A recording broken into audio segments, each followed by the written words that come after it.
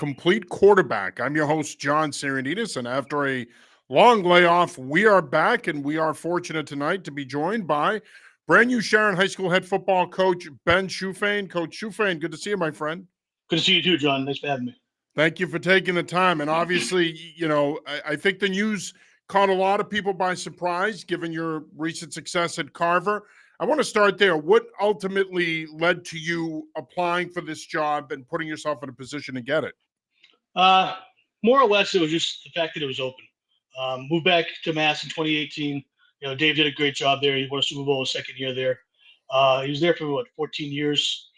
And the Hawks, the Hawk. I think it's the best league in the state.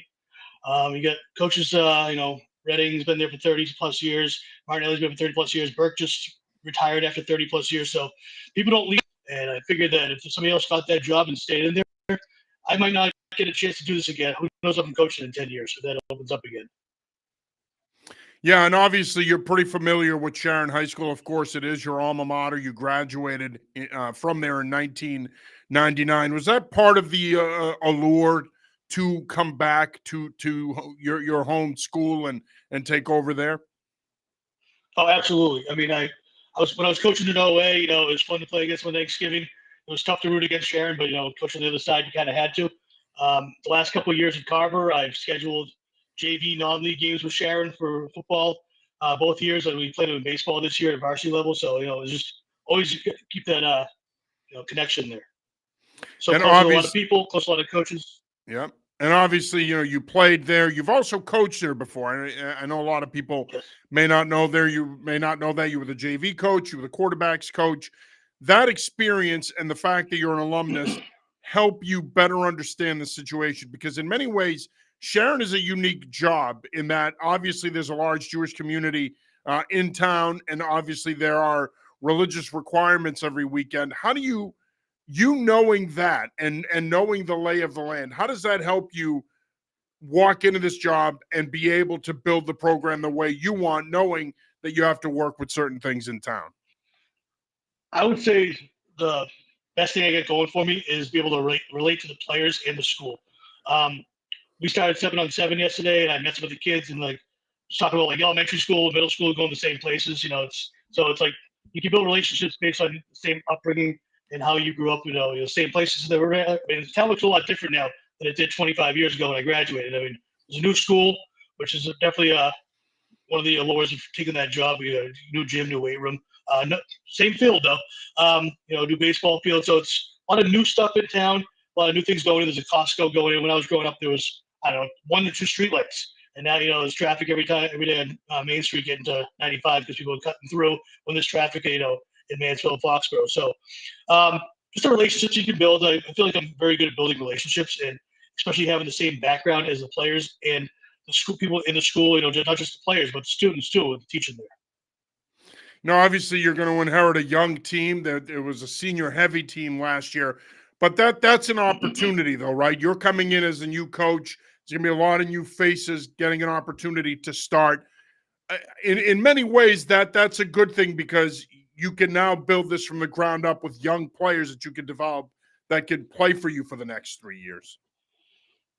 Yeah, actually, we had a waiver for 8th graders last year, so hopefully we get that waiver again to have 8th graders for the middle school playing, because there's no Pop Warner youth program right now. So getting the kids starting 8th grade helps a lot. A lot of schools that are like Carver, we had 8th graders last year playing that didn't want to play for the youth team, or they were too big for the youth team because of weight limits. So it's good to get the kids while they're young, get the system going early, have them run the system, and so when they get up to the varsity level, they're able to do it, the way the coaching staff wants it to be done. When I talked to you yesterday, when I wrote the piece about you being hired, one of the things you said to me was the importance of getting youth football back. Sharon hasn't had youth football here in the last few years. We all know how important that is. It's the backbone of any program. Youth sports in general, regardless of what the sport is the backbone of sports. How important is it for you and the football folks in town to get youth football back and get it going again here in the near future? Well, I hope it's important for the people in town, because it's very important for me. I know there's a lot of kids that play for Canton, for the Pop AYF team there. I think a few of them play for other towns. I've talked to some people, but if you don't have the youth feeder system, it's really tough to succeed at the varsity level, especially in the Kelly Ricks division of the Hawk when, those teams are so good at the youth level. I mean, KP's in the Super Bowl every year. Taunton has a great Pop Warner program. Milford's dominant.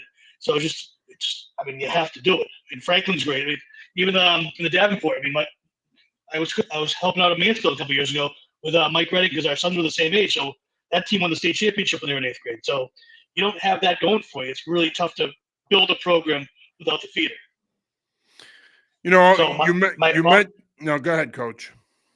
So, I mean, that was part of my interview process. Like, I was like, this has to happen. Like, I got to find some people that want to take on the responsibility of helping me out to build it. Whether it's Pop Warner, AYF, OCUIF. I mean, there's more options now than there was 25 years ago, and more options than there was 15 years ago. So there's more leagues. So it's definitely going to be in the works. And my goal is to have a program kicking off next August. Yeah, and we talk about the importance of these youth programs. You're seeing numbers across the board in sports drop nationally in terms of participation. This is why you need to have youth sports, and you need to have young people in the community growing up playing in these feeder systems, because it's going to help them develop, but ultimately it's going to help the varsity program, as you mentioned as well. You talked about being in the Kelly Rex. Obviously, there was realignment this offseason. Sharon goes up, North Attleboro goes down. A lot of people feel that Sharon may not necessarily be equipped right now to play in the Kelly Rex, but knowing you, an ex-Navy guy, a Sharon alum, that challenge, you're going to look at that as a positive challenge. You're not the kind of guy, to me, in the time that I've known you, that's going to back away from that. No, I mean, I like being the little kid in the block and, step up to the big dogs like we did last year in Carver. So, I mean, it's going to be it's an upward hill battle. It's not going to get done overnight. Able to compete. Don't get blown out. Compete the first couple of years. And, the system changes every couple of years, so you never know what's going to happen. But, you mentioned the Kelly Rex. I mean, I'm going back and forth. I mean, they have great teams, but how much better is the Kelly Rex than the Davenport with North Foxborough and Mansfield? I mean, right. It's not that big of a difference, realistically. I mean, if you look at it that way, I mean, Foxborough was one of the best teams in the state last year also. Yeah, no, I think you bring up a great point, Coach, that even if you were in the Davenport this year, there is no difference, because like you said, you still got to play Foxborough and Mansfield, two of the best teams in the league. They have been perennially for a long time. So it's not, to your point, yes, it's a move over, but at the end of the day, regardless of what side you're on in the Hockomock League, which, as you said to start the show, is one of the best leagues in the state, it's going to be competitive week in and week out.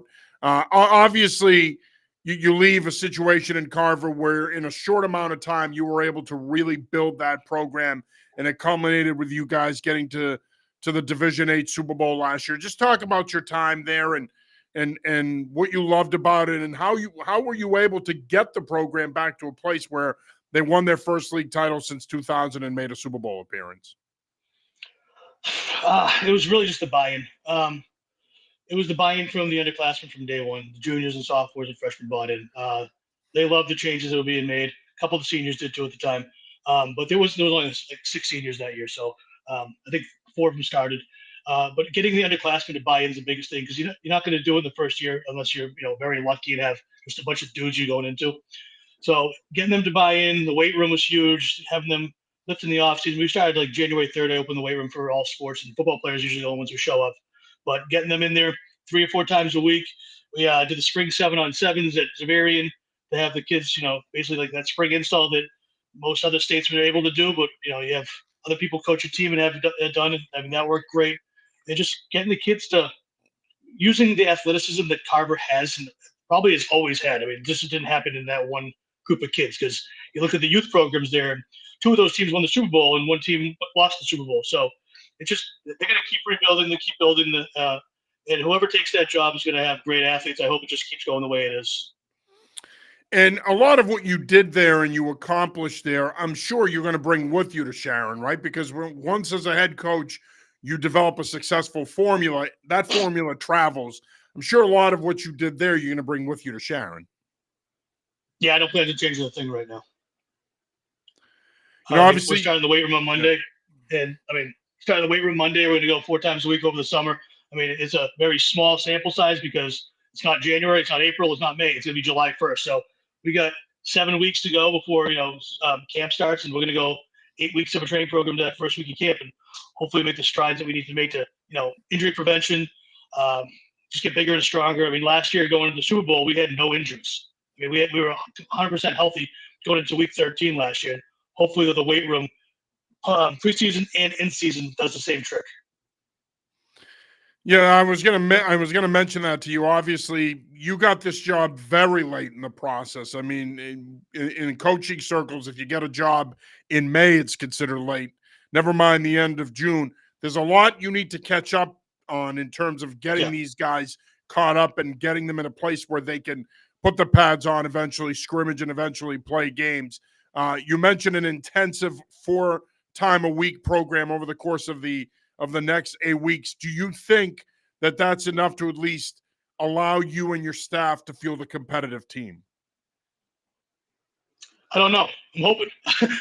So, I mean, the kid's got to show up. They got to put the work in. So if they put the work in, they show up, then we have a shot. I mean, we got 7-on-7 now, so that helps. They're even doing some lineman work with the in the league we're in. So it's not just it's not just skill guys. The bigs are getting some work in too with other teams and stuff.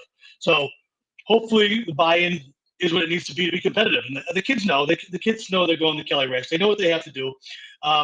They're very excited from what I gathered yesterday from the kids. Like they're pumped. They're pumped to actually know they have a coach going into the season. They're pumped to have stuff to do. They're pumped to have be expected to do these things.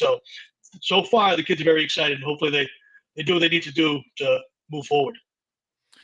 You are watching the Coaches Chat presented by Complete Quarterback. I'm your host, John Saranitas. This week we're joined by brand new Sharon High School head football coach Ben Shuffain. And Coach, another thing that's important here is you're going to have an opportunity to also teach in the building, correct? Yes, I'm teaching PE, which is awesome. I wanted to be a PE teacher forever. I was teaching math the last couple of years. I didn't get the PE job there when I applied. I ended up getting the math job. And nothing against math, but physical education's, in my opinion, as a coach and a former athlete and a strength and conditioning coach, it's my whole background. So I'm doing what I love to do. Yeah, and I think that that's important, right? When you think about all the things you want to do there to build this program and make it competitive in the Hockomock League, being in the building is huge. And I've said this for years, and it's unfortunate that a lot of districts have gone away from coaches in the building, specifically the football coach. But in this situation, Coach Morse was in the building. He did a great job of making the program competitive. Of course, as you mentioned earlier, in 2012, Sharon did win the Division III Eastern Mass Super Bowl. The program hasn't had a lot of success since, but with you being in the building, you trying to get the youth program back again, that's going to go a long way in helping rebuild this football program and putting it on a competitive path. Yeah, absolutely. I mean, I don't think it's possible to be a head football coach and not in the building. I mean, it's possible, but you don't get the same kids that come out because you don't see them every day. You don't know who's walking the hallways. You don't recruit in the hallways. And I coach baseball at Canton, work somewhere else. I've coached football at OA, work somewhere else. I was working at Stonehill, coaching there, and meetings are happening all day, and I'm getting there right before practice starts. So you don't get those same relationships with the kids. You don't get don't get those basketball players to start coming up for football. They can jump out of the building and make great plays like we did in Carver. So you get those kids out, things can change, and you talk to the kids, you tell them how it is, they buy in, they like you. I mean, if they like you, that's huge because they want to play for you. So it's just building the relationships and just getting to know everybody. I mean, Sharon's a big school now. They got 1,200-1,300 kids. So it's going to take a little time. It's not like Carver had 350 kids, so it's easier to know everybody there. You basically know 75% of the kids' names in the school. So it's going to be a little different, but we'll get there. Yeah, and that was going to be my next question. As I said earlier, this is a program that traditionally has not always been successful, but you're the kind of guy that now has that blueprint. You've had success. You've taken a program to a state title game. You've won a league title.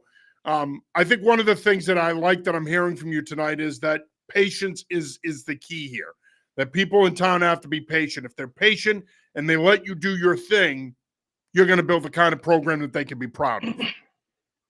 Yes. And I mean, I'm used to Sharon not being great. I mean, my sophomore year, we were 0-11. We were 3-7 my junior year, and we were 6-4 my senior year. So we started building the program up when Roland James took over back in '95.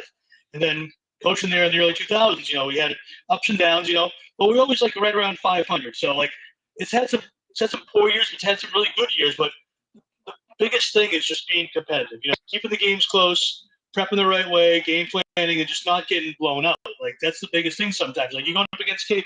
They had 4 points game last year on defense. We score 7. That's a competitive game for us. Like at some point.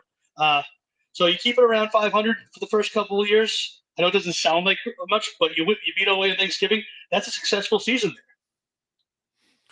Yeah, and of course, there's been a lot of change in the league. Obviously, you're taking over at Sharon, Todd Kiley at Franklin, John Sparazza at OA. Certainly the Sharon Oliver Ames rivalry, which is very underrated in the league. I feel like it's one of the better Thanksgiving Day rivalries. It's going to be interesting now having 2 new coaches take over. You mentioned that you worked in Mansfield. I'm sure you're familiar with Coach Sparazza. I know that he played quarterback. I know he's offensive coordinator. I've never met him. So I'm familiar with him coaching there and playing there. I think he's a few years younger than me. He played in the early 2000s, maybe. Yeah. Quarterback there. Yeah, I coached against him. He was pretty damn good. He threw a lot of touchdown passes, so I knew that. I've actually never had the pleasure of actually talking to him and meeting him, but I'm sure that'll happen soon. One of the other things you mentioned to me yesterday when I talked to you was the coaching in the Hockomock League. And it was already a great coaches league. And I'm biased. I've been a Hawk guy for a long time. But now you add Todd. You add yourself to Sharon. As I mentioned, John is over at OA now. That ups the ante a lot. You got to bring it every week now from a coaching standpoint because you're going to be going up against some of the best coaches in the state. Yeah, it really is. I mean, you get Martinelli, Redding. I mean, Sidwell's over in Taunton. So, like, the names go on and straight into, Winters. Like, there's a ton of coaches there. Evans, Anthony. So, like, the coaching is ridiculous. What I got to do now is I got to build a staff because I don't have one right now. And I'm working on that right now because my coaches, they live in the Carver area. They live in Plymouth. They live in Wareham. And they're not driving over there at 4 o'clock every day back and forth for an hour ride. So if anybody's watching out there right now, you want to join a up and coming staff, please feel free to reach out. Yeah, and a staff, by the way, a school that I've worked with a lot of guys that were on Coach Morse's staff. Assistants get paid pretty well there, so there's another. They do. Not that we do it for the money, but there's another reason why you should be interested if you're looking for other reasons. Great group of kids over there. I mean, I've known Sharon kids through the years, and that's the one thing that you'll have an abundance of. You're going to have good kids that want to work hard, that want to be good. From a number standpoint, where are you at right now based on your initial interaction with the kids? And what do you think you're going to need to do this summer and when school starts to maybe beef up the numbers a little bit? Yeah, so right now, according to Huddle, between sophomores and seniors, we have 49 kids. So that's pretty good to start with right there. That doesn't count the incoming freshmen and possible 8th graders that we're going to have for that freshman team. So 49 kids, 50 kids, whatever it is, from 10th, 11th, and 12th is a pretty good start.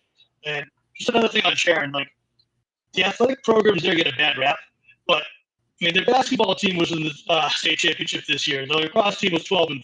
So there are real athletes in that school. Like just gonna, it's part of just learning football and knowing how to play football against the big boys. No, and I think you bring up a great point about the fact that there are athletes there because Sharon has had success through the years in other sports. So it's not one of those things where you're going to a place where it's going to be a struggle because they struggle across the board. That's not the case with Sharon. Sharon has had a lot of success in other sports. And, of course, you're also a baseball guy. You're also familiar with Sharon baseball. You played baseball in Sharon. You know the program. Is there any possibility – I don't want to get ahead of myself. Is there any possibility that you coach baseball there as well? No. Larry Yaffe's a great baseball coach. He's a friend of mine. He's got the job. If he wants me to come down and work with catchers on occasion, that's fine. But I'd rather just sit in the stands and be a fan. Gotcha. And that gives me the opportunity to open the weight room in the spring to do that full time. Yeah, and obviously, given all the work that lies ahead, all the things you guys need to do with getting the youth program up and running again, and rebuilding the program, that's got to be your sole focus. Obviously, you coached the talented group last year at Carver. you think about Lennox at quarterback, some of the other guys you had in your skill group up front. Schematically, you ran what fit that group, and that was a very talented skill group.